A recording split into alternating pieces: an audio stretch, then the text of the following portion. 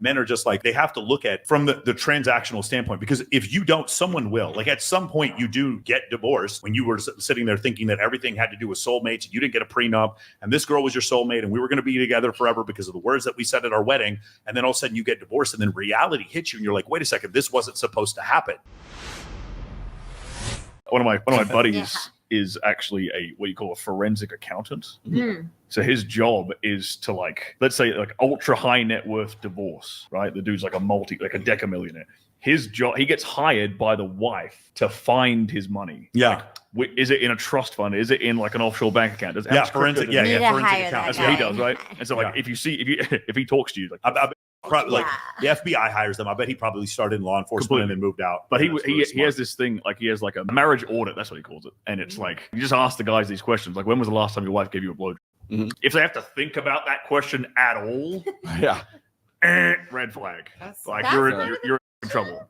You're in trouble. When you talk to James Sexton and you listen to the crazy numbers that guys end up paying in divorce, if you end up seeing that, it doesn't mean you have to go out there and make a spreadsheet, but at least you can be aware of that. Yeah. Just because I didn't get bit by a shark off Galveston doesn't mean I don't need to know about the last person who did. Like if James Sexton is breaking down like the cost for divorce or cost for marriage, he's gone from the time you propose or even before that, right? You got to get the ring, you got to do all these, like there's all this series of things. It's this industrialized, commercialized machine, right? So even before you pop the question, you're already part of the industry. And then you go through that, and then you go through diapers and through a baby shower and through, the wedding and the wedding, right? Then how much is it going to cost you to break up, like just be separated? What's going to cost you for like marriage counseling? What's it going to cost you when you finally go and you file papers? And that's why he titled his book, If You're in My Office, It's Already Too Late.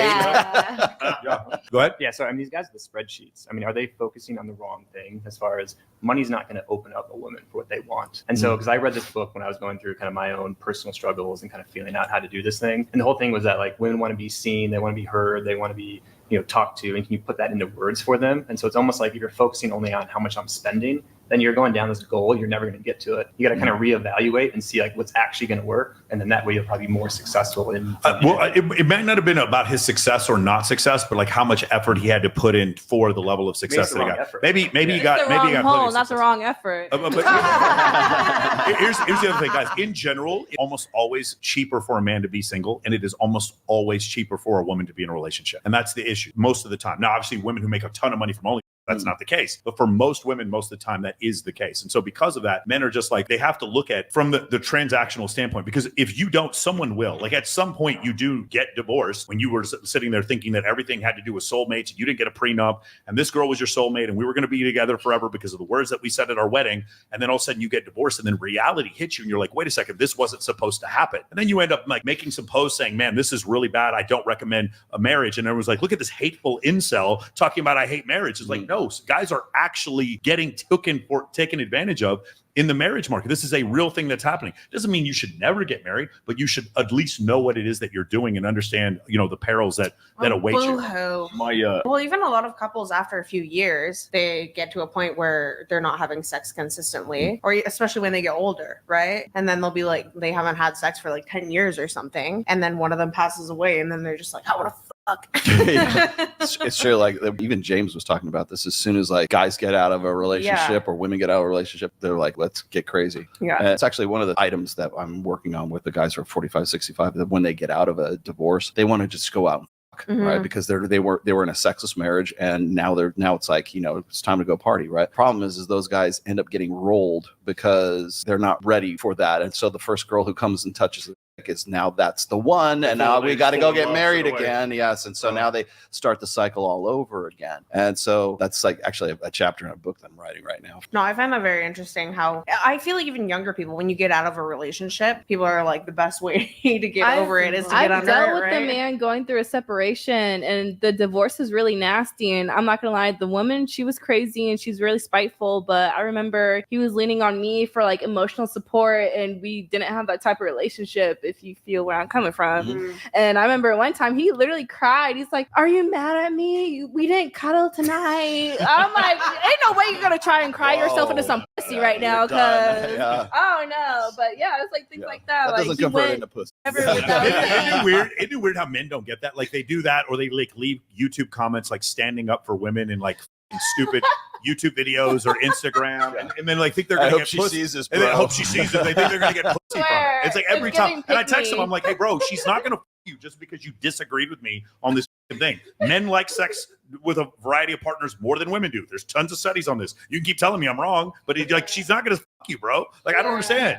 Which one? That one? Yeah. All right, here we go. Bag with me to go surprise my ex-boyfriend in New York City for his birthday. My ex-boyfriend and I used to see each other weekly, but now that I moved, I don't get to see him often, so this is a really big deal. He's had this trip planned with all of our friends for a while now, but last minute, my husband and I decided to go surprise him. Even though he's my ex-boyfriend, he is still my best friend in the entire world, and we stayed so close. So I am so excited to surprise him and see the look on his face and spend 4 days with him in New York City. I'm also so excited that my husband gets to come with me because him and my ex-boyfriend have gotten so close over the years. Plus, my husband's ex-girlfriend is actually going to be there too. At first, I didn't really want her to come, but then I realized that if she comes, then her and my husband will hang out more, and I get to spend more time with my ex-boyfriend. So, you know, it's a win-win for everybody. Now that the bags are all packed, we're putting the kids down to sleep tonight, and then we are headed off to the airport. I can't wait to see him. This is going to be so much fun. Oh, hell no. Oh, hell no. She's What the hell? obviously joking. Divorce, immediate The divorce. ex-boyfriend, the ex-girlfriend, the husband, the boy. No, she's obviously joking. I don't think so. And my favorite part of it, he goes, I didn't want his ex-girlfriend to come at first, but then I was like, you didn't want his ex to come? What are you doing? It's so crazy. No, she's definitely joking. There's no way that's real. I think it's But I think if it's real. I think it's real. hypothetically it is. Yeah, I was gonna say, is this like a swingers situation? Yeah. No, No, definitely no. not. Definitely Oh, it not. wasn't? No, No. definitely not a swinger situation. No. No. She's intimating that the other woman is coming and she's not allowed to do anything. But no, it's not supposed to be a swinger situation. Yeah. Is she cheating on her boyfriend? Most definitely. Most And maybe not even with this guy, with someone else, because she doesn't have That's, enough respect. that's for an her awful ex. lot of clothes to be taken. Right. I mean, hey. We're going to New York and we're going to surprise pack her. a lot. I couldn't even imagine if my ex showed up and surprised me and my girlfriend was home. You want to talk about nuclear war? It ain't going to happen in Ukraine. It's going to happen at Panorama Towers. Are you kidding me, bro? My God, bro. She's got a Glock 17 in the drawer and it would be on and popping if some girl showed up. My ex showed up. We're here to surprise you and spend the weekend with you. I miss you so much. I miss you so much. And she knows both of them. She knows Voldemort and Oh, Sauron. yeah. It's Yeah. Yeah. And I got the nickname. It's like Voldemort and Sauron. She knows Voldemort and Sauron. She knows Vader too. She knows all three of them. Go Shout ahead. out Now, to Voldemort. Yes. Prior to like social media, how common do you think something like this would actually be? Like, because now we have the ability to actually facilitate stuff like this. And stalk what people like actually. Yeah, exactly. Well, you know, I can remember back in the day, and this was back when Facebook was actually a thing, like 2006, 2007. And there was a time where like everybody would go to like a like your high school reunion or something like 10 years, 20 years, something to see how everybody's doing. And you're like, oh man, I'm gonna look better. I'm gonna be hotter than them. Whatever. And it's like you don't even need to do that anymore. It's just Yeah. You go it's back just- to your high school reunion. Yeah. You don't even like you were like doing extra because crunches. you show up and see it's just everybody like- already on social media. No, but I'm just man. saying you're so far ahead. Just don't be obese. You're like Yeah, winning exactly. already. And you win. Like Yeah. 40% of the country's obese. What do you think it is when you're 46 years old? It's like 70% of the country. Come on, man, you're good. Do people even have high school reunions anymore? I love have my them. high school They reunion. I saw love all Yeah. my bullies and they're fat as fuck. I've never been happier. Oh, hell yeah.